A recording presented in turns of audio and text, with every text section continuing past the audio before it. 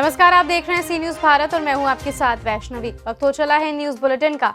इस बुलेटिन में हम जानेंगे कहां से छात्रा सकुशल आई वापस, कहां चलाया गया पोलियो बूथ अभियान और कहां चुनाव अधिकारी का पुतला जलाकर जताया गया रोष। इन सभी खबरों पर करेंगे विस्तार से चर्चा।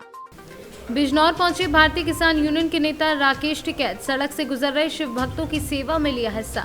एमएसपी पर कानून बनाने को लेकर देश भर में दौरा कर रहे राकेश टिकैत विधानसभा चुनाव में भाजपा को उत्तर प्रदेश में भारी नुकसान की जताई आशंका।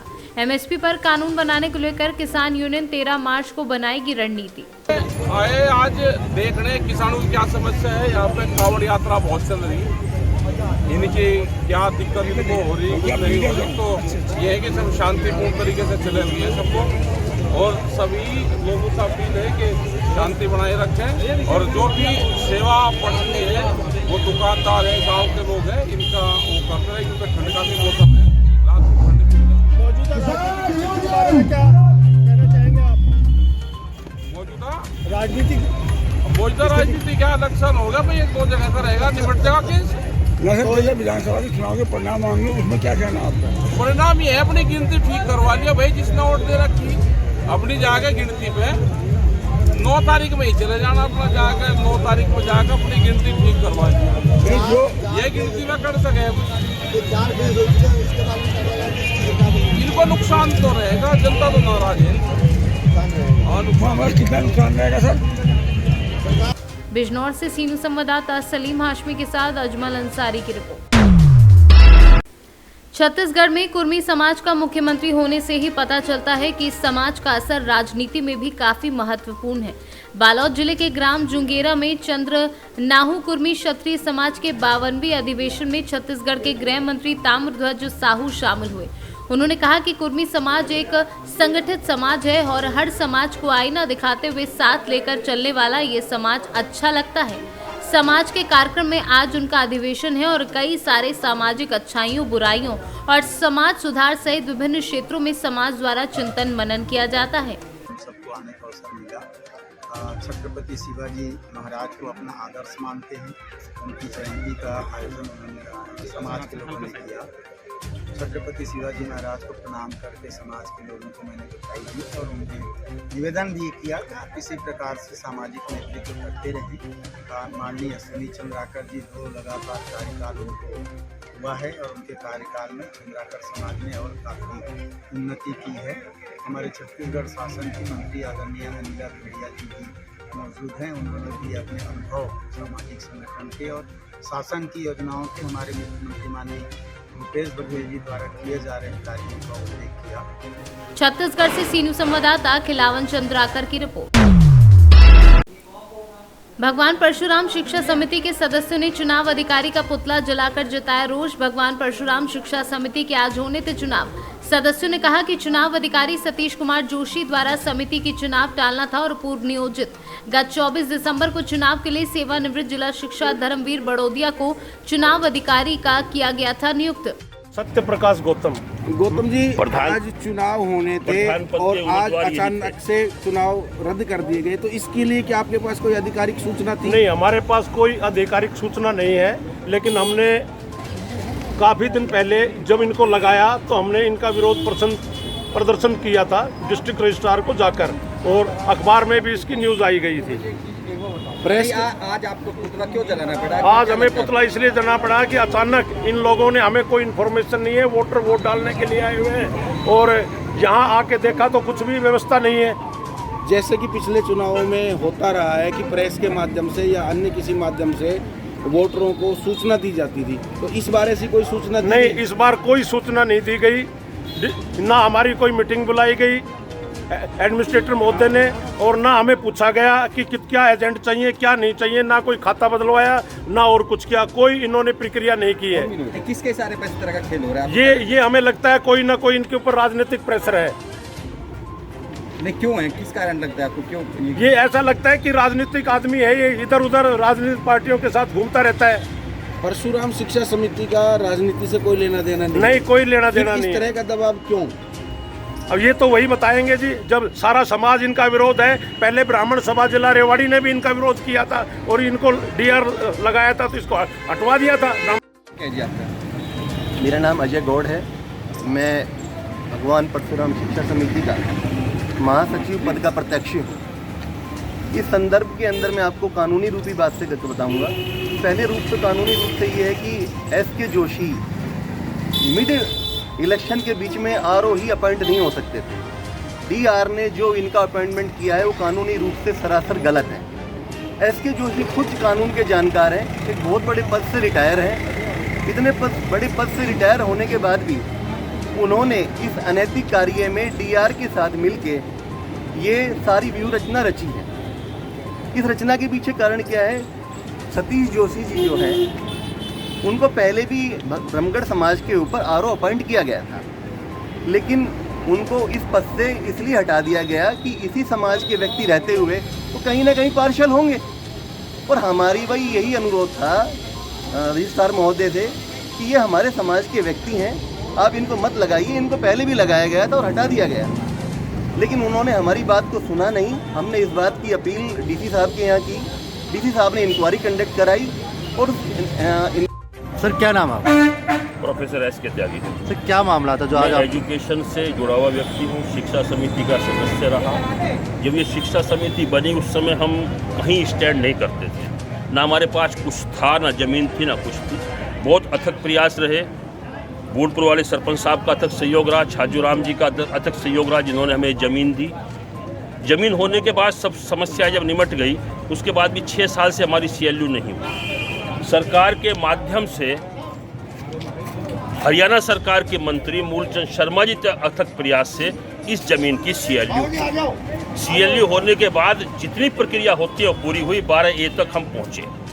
उसके बाद चुनाव प्रक्रिया शुरू हुई। चुनाव प्रक्रिया में रजिस्ट्रार जी ने धर्मवीर जी जो पूर्व DO थे, रिटायर्ड DO थे, उनको हमारा आरओ लगाया। आरओ की प्रक्रिया हुई, नामांकन हुई, दोनों पक्ष से नामांकन भरे गए। 5 कार्यकारिणी सदस्य और एक उप प्रधान हमारे निर्वाचित हुए। 4 का चुनाव था, जो चुनाव का दिन आज का था। इस बीच प्रशासन ने किस राजनीतिक दबाव में आरओ बदला और श्री सतीश जोशी जी को आरओ नियुक्त किया।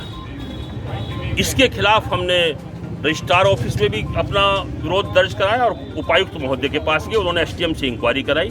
SDM साहब ने वो इंक्वायरी में उसको दोषी पाया। वो रिपोर्ट उपायुक्त महोदय ने दी। उन्होंने उसकी कार्रवाई के लिए ऊपर लिख दिया, जो यहाँ रजिस्ट्रार ऑफिस के। हरियाणा से सीनू संवाददाता चैन सिंह की रिपोर्ट। सिलवानी नगर के वार्ड क्रमांक 8 स्थित छाता छाप बीड़ी कारखाने के पास पिलाई गई 0 से 5 वर्ष तक के बच्चों को पल्स पोलियो की दवा। रविवार के दिन सिलवानी नगर के वार्ड क्रमांक 8 स्थित छाता छाप बड़ी कारखाने में पल्स पोलियो अभियान के तहत 5 वर्ष तक के बच्चों का पल्स पोलियो की दवा पिलाई गई। रायसेन से सीनू संवाददाता राजेश साहू की रिपोर्ट। टीकमगढ़ जिले की एक छात्रा यूक्रेन से आज अपने घर वापस आई है। छात्रा विधि जैन ने मीडिया को बताया कि यूक्रेन की स्थिति खराब हो चुकी है। वहां छात्रों को काफी समस्याओं का सामना करना पड़ रहा है। भारत सरकार वेस्ट साइड से छात्रों को बाहर निकाल रही है, लेकिन सबसे बड़ी संख्या ईस्ट साइड में है, जहां बड़ी संख्या में भारतीय छात्र फंसे हुए हैं। विधि जैन ने बताया कि वह यूक्रेन में MBBS की पढ़ाई कर रही हैं, जो 23 तारीख की रात में भारत के लिए रवाना हो गई थी। तभी 24 तारीख को सुबह से ही यूक्रेन में बमबारी शुरू हो गई थी। विधि ने बताया कि यूक्रेन में जिस कॉलेज में पढ़ाई करती हैं, वहां ऑफलाइन पढ़ाई हो रही थी, इसलिए उस समय कोई छात्र भारत वापस नहीं आए। लेकिन जिन छात्राओं ने टिकट बुक करा लिए थे, वह युद्ध शुरू होने के पहले ही निकल आए थे। हालांकि अब भारत सरकार के द्वारा छात्रों को बाहर निकालने की कोशिशें जारी हैं, लेकिन ईस्ट साइड में पढ़ने वाले छात्रों के लिए बॉर्डर काफी दूर है और इस बॉर्डर तक छात्रों का पहुंचना मुश्किल है। इसलिए भारत सरकार ईस्ट साइड में मौजूद छात्रों को भी जल्द भारत लाने की पहल करे। विधि ने बताया कि ईस्ट साइड में ही सबसे ज्यादा गोलाबारी हो रही है। वहां रूसी सेना पहुंच चुकी है। छात्रों के पास खाने पीने का सामान नहीं बचा है। यूक्रेन में -2 डिग्री तापमान है और ऐसे में छात्रों के पास ठंड से बचने के लिए ओढ़ने के लिए कुछ भी नहीं है। विधि ने अपने सभी भारतीयों की घर वापसी के लिए भारत सरकार से गुहार लगाई है।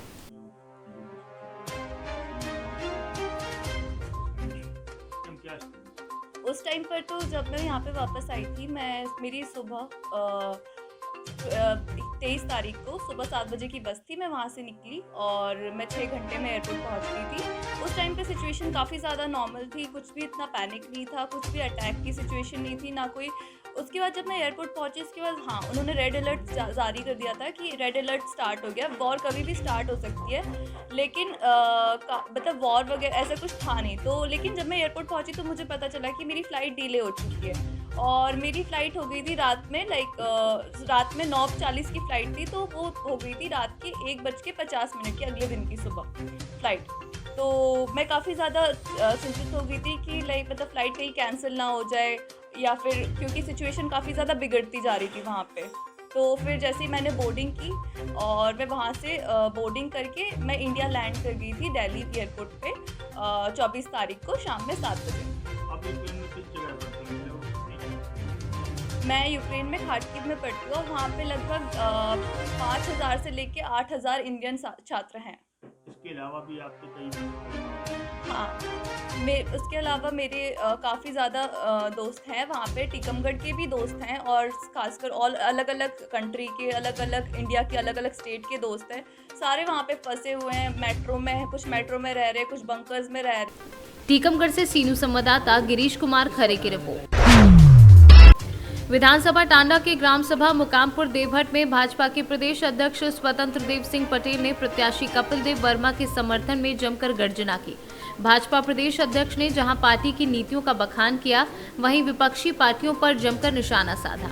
कांग्रेस पर सीधा हमला करते हुए प्रदेश अध्यक्ष ने कहा कि मोदी जी प्रधानमंत्री बने हैं, तब से उनकी गूंज पूरे विश्व में सुनाई दे रही है। सपा पर हमला करते हुए स्वतंत्र देव सिंह ने कहा कि सपा सरकार में मां बेटियां सुरक्षित नहीं हैं। उत्तर प्रदेश दंगों का प्रदेश बन चुका था, लेकिन जब से भाजपा सरकार आई है तब से पूरे प्रदेश में एक भी दंगे नहीं सुनाई दिए हैं। अम्बेडकर नगर से सीनू संवाददाता अजय कुमार उपाध्याय की रिपोर्ट। जैतपुर विधानसभा सपा प्रत्याशी गौरव रावत ने जिलाधिकारी से की बदसलूकी। बिना मास्क लगाए बूथ में घुसने की कोशिश की, अधिकारियों ने रोका तो गौरव रावत ने डाली चेतावनी। विधायक गौरव रावत नूर मोहम्मद इंटर कॉलेज के बूथों के अंदर जा रहे थे, तभी प्रशासन ने अंदर जाने से मना किया। तब वहां से विधायक जी को वापस जाना पड़ा और जाते समय विधायक गौरव रावत ने प्रशासन को चेतावनी भी दी। बाराबंकी से सीनियर संवाददाता मोहम्मद शकील की रिपोर्ट। जौनपुर जिले की विधानसभा केराकत से भाजपा विधायक ने छातीडीह गांव में ग्रामीणों के साथ बैठक करके सरकार की उपलब्धियां गिनाते हुए अपने पक्ष में समर्थन मांगा है। मीडिया के एक सवाल के जवाब में उन्होंने कहा कि कोरोना के कारण विधानसभा में कुछ काम अधूरे रह गए हैं। यदि मैं दोबारा विधायक बनता हूं तो इस गांव की टूटी सड़कों का पहले मरम्मत कराऊंगा।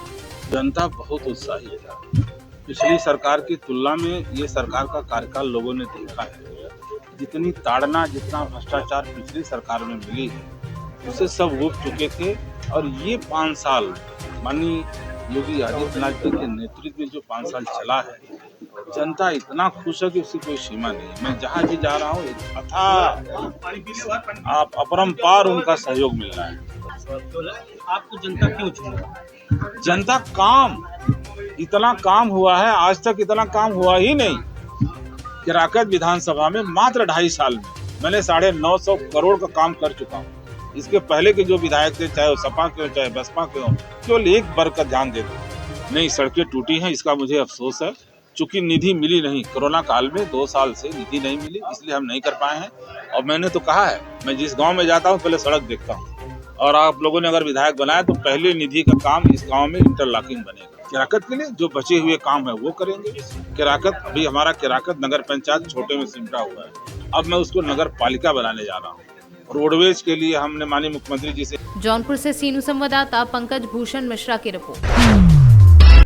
पट्टी विधानसभा क्षेत्र में रविवार को शांतिपूर्ण मतदान हुआ। 1-2 जगह मामूली गड़बड़ी की शिकायत को छोड़कर शांतिपूर्ण मतदान रहा। आसपुर देवसरा ब्लॉक के सोनपुरा में एक महिला ने कर्मचारी पर जबरन उनके मन मुताबिक वोट न डालने का आरोप भी लगाया, लेकिन मीडिया कर्मियों के पहुंचने पर पीठासीन अधिकारी से पूछताछ में उन्होंने आरोप को एक सिरे से नकार दिया और कहा कि सब बातें झूठ हैं। वहीं दूसरी तरफ बाबा बेलखर नाथ धाम के महोखरी गांव में जिला पंचायत सदस्य पवन कुमार सरोज ने कुछ लोगों पर मारपीट का भी आरोप लगाया है। भाई साहब, आपका नाम? शैलेश कुमार पांडे। आप यहाँ किस उस पे वो हैं पद पे हैं? यहाँ जो एक महिला बता रही है, वृद्धा महिला आरोप लगा रही है कि मैं मतदान देने गई थी, मैं निशान देख रही थी कि इतने में जो स्याही लगा रहे हैं उन्होंने आकर के मेरी उंगली पकड़ के 3 नंबर पर बटन दबा दिया। तो इसमें आपका क्या कहना है? कुछ नहीं, हम लोगों की तरफ से ऐसा कुछ नहीं है। तो महिला जो आरोप लगा रही है झूठा है। अब हो सकता है कि कुछ भ्रांति हुई हो। उनका क्या नाम है जो निर्मल कुमार नाम है। निर्मल कुमार का पूरा नाम क्या है उनका? ये देरवा साइड के हैं सर।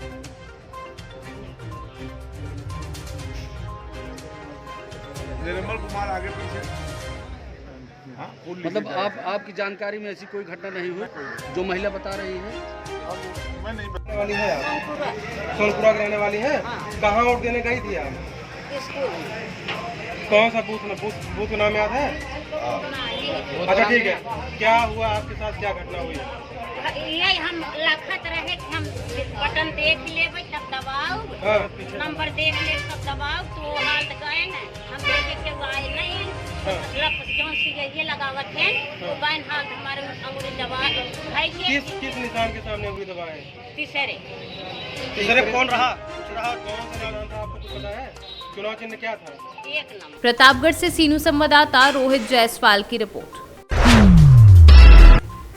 लोकतंत्र के महापर्व विधानसभा चुनाव के दिन करेली थाने से महज 100 मीटर की दूरी पर बम विस्फोट में एक व्यक्ति की मौत हो गई, जबकि दूसरा घायल हो गया। ये घटना उस समय घटी जब प्रयागराज में मतदान चल रहा था। पूरे संगम नगरी में चप्पे चप्पे पर पुलिस बल तैनात है। बम स्पॉट दस्ता भी सघन चेकिंग अभियान पर लगा हुआ है, लेकिन सबको चकमा देते हुए मुख्यालय से लगभग 70 किलोमीटर की दूरी से बम लेकर आए एक अभियुक्त ने जैसे ही मतदान केंद्र से महज 80 मीटर रहता है, सभी आई लेना रखा बम फट जाता है और जिसमें मौके पर ही उसकी मौत हो जाती है, जबकि साथ ही गंभीर। सर, करेली में एक बम विस्फोट की एक सूचना सामने आई है, क्या है सर पूरा मामला और किस तरीके से कर रही है? आज 2 लड़के एक थैले में कुछ विस्फोटक सामग्री ले जा रहे थे। उनका एक थैला वहाँ नीचे गिर गया और गिरने पर बम विस्फोट हो गया, जिसमें एक व्यक्ति की उसमें डेथ हुई है। उसका जो साथी है वो उसको पकड़ लिया गया है और ये दोनों ही व्यक्ति कोरांव क्षेत्र के रहने वाले थे, लेकिन चुनाव के दिन इनका यहाँ घूमना, ये संदिग्ध हालत में यहाँ पर घूम रहे थे। संभवतः ये उसका विस्फोटक का परिवहन कर रहे थे, उसी में इनकी मौत हुई है। इसका चुनाव पर कोई प्रभाव नहीं है और ये मतदान केंद्र से दूर की घटना है। सर, ये था इस तरीके से विस्फोटक लेके निकलना, ये एक बड़ी बात हो जाती है, वो भी चुनाव के दिन। तो अब पुलिस इस पर किसी तरह की कोई सर एक्शन लिए जाएंगे? हाँ, इसके लिए लगातार चेकिंग चल रही है। जो एसएसटी की टीमें हैं, एफएसटी की टीम है, उनके द्वारा लगातार चेकिंग हो रही है। लेकिन फिर भी ये लगता है कि यहाँ से जिस रास्ते से इनको पास किया गया होगा, अब इसमें पूछताछ से निकलेगा ये किस बैरियर को क्रॉस करके आए हैं और यहाँ तक कैसे पहुँचे। प्रयागराज से सीनू संवाददाता मंगला प्रसाद पटेल की रिपोर्ट। अंबेडकर नगर में भाजपा के प्रदेश अध्यक्ष स्वतंत्र देव सिंह ने विपक्षी पार्टियों पर जमकर निशाना साधा।